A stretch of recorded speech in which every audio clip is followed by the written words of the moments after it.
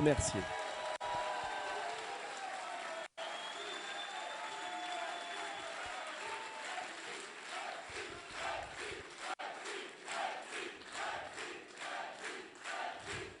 Le Brexit, c'est gagné. Je veux remercier aussi, parce que je sais qu'un parti, ce n'est jamais un homme seul, toutes les équipes qui ont fait cette soirée, qui est magnifique. Et je pense qu'il y a beaucoup de gens qui travaillent auprès de François Asselineau. Je veux les remercier d'avoir organisé cette soirée. Je pense aussi à Nigel Farage, que je connais bien depuis longtemps. Et Nigel Farage est vraiment le vainqueur du Brexit. Il a sauvé son pays. Il s'est effacé au profit de Boris Johnson parce qu'il a préféré abandonner son parti, des députés, pour faire gagner Boris Johnson. C'était le seul qui pouvait débloquer la situation et appliquer le Brexit. Et donc, il a eu une double victoire. Une victoire d'avoir initié ce combat et ensuite une victoire, je dirais presque morale, un sacrifice incroyable d'avoir abandonné la lutte politicienne pour sauver son pays et permettre à celui qui n'avait pas été le premier à le faire, il faut être honnête, à mettre en œuvre le Brexit ce soir. C'est extravagant et on ne peut pas oublier Nigel Farage qui est quelqu'un d'exceptionnel et je veux vraiment qu'on puisse l'applaudir parce que c'est un modèle pour moi.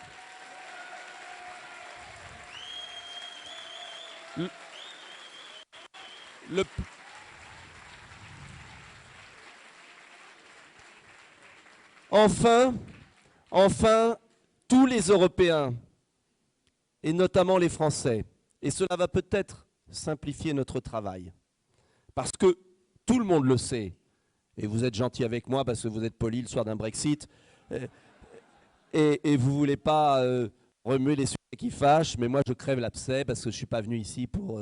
je dis les choses. On a toujours voulu l'indépendance du pays, simplement c'est vrai. J'ai toujours pensé que pour convaincre les Français, on pouvait le faire différemment. Et nous n'avons pas proposé le même chemin, François et moi, parce que j'ai une autre analyse de la peur de nos concitoyens face au grand saut. Et François pense au contraire qu'il faut les pousser au grand saut. Mais ce que je veux dire, laissez-moi un instant, c'est suffisamment grave parce qu'il faut qu'on gagne. Et aucun gagnera seul. Et ce que je veux dire, c'est que j'ai toujours pensé que le succès du Brexit était vital parce que, pas le succès du vote, l'application du vote. Et c'est pourquoi j'aime beaucoup Boris Johnson aussi. Il faut lire son livre sur Winston Churchill, mais c'est une parenthèse.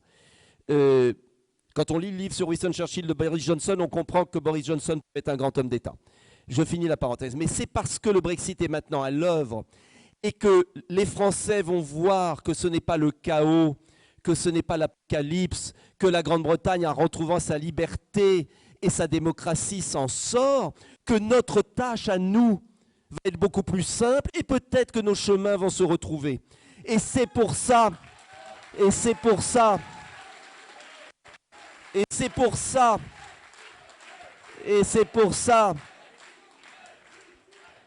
qu'il va falloir laisser un peu de temps au temps,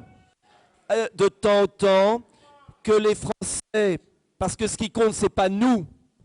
Ce qui compte, non, d'accord, mais on a l'obligation de laisser du temps aux Français pour qu'ils votent pour nous. Parce que s'ils votent pour nous, on va dire, on veut, on n'y arrivera pas. Et moi, ce que je veux, c'est qu'on gagne et qu'on trouve la méthode pour unir des gens qui pensent peut-être un peu différemment, mais qui sont attachés à l'indépendance nationale, aux valeurs de la France, à cette idée de la République, de l'évolution française.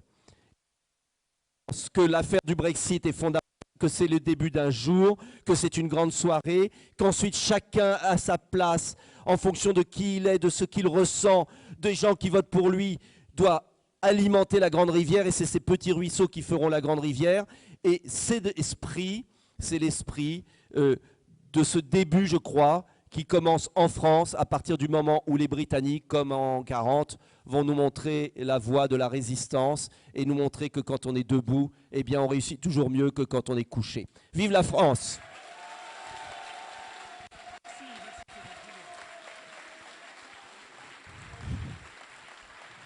Merci.